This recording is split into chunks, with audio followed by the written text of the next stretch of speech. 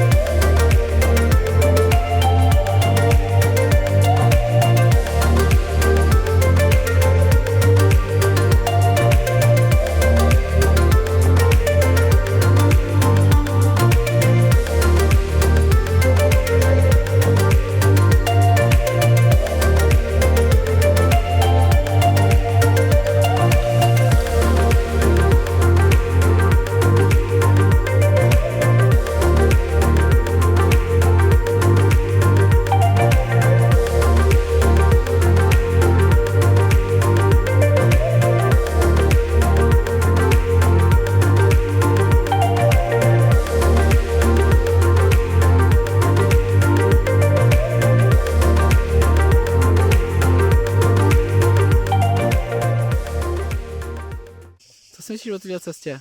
Výborná cesta. Ale my to tady horem.